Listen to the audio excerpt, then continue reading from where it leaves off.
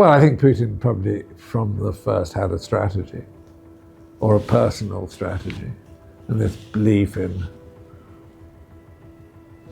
his interpretation of Russian civilization. The loss of Ukraine for Russia is a huge issue, which explains where we are now. I think Trump dislikes Zelensky as a person intensely, and I think he likes Putin as a person, and I think that's part of the problem that we're dealing with.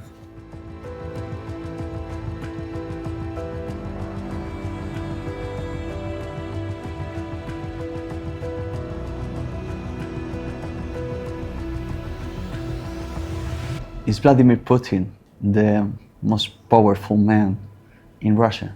Yes, for sure, I think, unquestionably so. I met him with Blair, but that was in the early days when we thought he was a different sort of person. I mean, we wanted, if we could, to develop a different relationship with Russia. We thought when Putin came in, maybe this man is different, but it didn't last very long before we realized that we were wrong. But we thought we had an opportunity to begin with. I went to Russia quite a bit in that period of time. But that was developing thing, or it was like really planned by Putin to be step by step, to go step by step? Well, I think Putin probably from the first had a strategy, or a personal strategy, and this belief in his interpretation of Russian civilization. Russian soul. Yes, and you know, the influence of a sort of certain view of Russian history. I mean, I think I do understand, because of the time I've spent dealing with Russians, and to an extent, the times I've been to Russia, is that, you know, the loss of Ukraine for Russia is a huge issue, which explains where we are now. And I'm not, you know, defending the Russian position. I'm just saying that Russia without Ukraine is much diminished. And of course, effectively, it's lost Ukraine. And it's not going to get it back. I mean, it might get a part of it back, but even then, it's a part that's been ruined and depopulated. So it'll take years to recover from this war. What could you see in his eyes? In Putin's eyes, I think, are very cold and calculating. Going to over-interpret it, but you certainly had, well, you know, the impression of a calculating. Smart, intelligent. Well, cunning, maybe. I'm not sure how smart. Mm-hmm. But I met a lot of the people around him too. They're a clever bunch. I mean, you know, not to be underestimated, but some of them quite intimidating as well.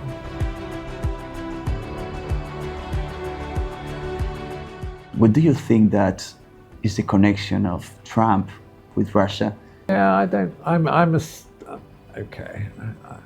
Look, when there's a businessman, they would have taken an interest in him. He's the sort of person they would I'm saying the intelligence people, but and obviously he had financial dealings with the Russians through his real estate company, some of which are a bit opaque. But I think that, well, put it at its most basic, I think Trump dislikes Zelensky as a person intensely. And I think he likes Putin as a person. Intensely? well, not necessarily intensely, but he certainly likes him. So, you know, and he's obviously a person to whom personal chemistry is important. So, you know, he hits it off, he gets on well with Putin. He doesn't get on at all with Zelensky. And I think that's part of the problem that we're dealing with. So, you know, he'll have what he feels is a sympathetic conversation with Putin, but his conversations with Zelensky perhaps don't go quite the same way. So that leads to a distortion in the way that we see him behaving. But I don't think it's a complete distortion. I mean, we don't yet know what the outcome will be of Trump's initiatives in relation to Ukraine. We aren't anywhere near a destination. So one can make preliminary judgments because Trump says outrageous things. But there is this uncertainty about where on earth you're going to end up.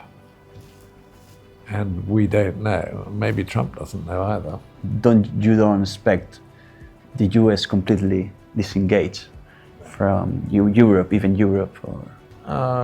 No, I mean, I think Trump wants to see the Europeans take on responsibility for much more responsibility for their defense. So Spain, for example, 1.2% of GDP is nowhere near enough. You've got to spend 2.5. It's not fair. Why should the American taxpayer look after Spanish or any other country's security? And the UK is going to have to build up its armed forces massively. I mean, when we left the European Union should have understood that the best thing was to have a privileged deal because Europe desperately needs the UK's defence and security capability behind it. So we should be the EU's closest ally, not discriminated against, because we left, and this was my argument during Brexit, ridiculous to be treated as a pariah. Yeah. Anyway, and that's all changed now. And I mean, some of us were saying this, 5 years ago,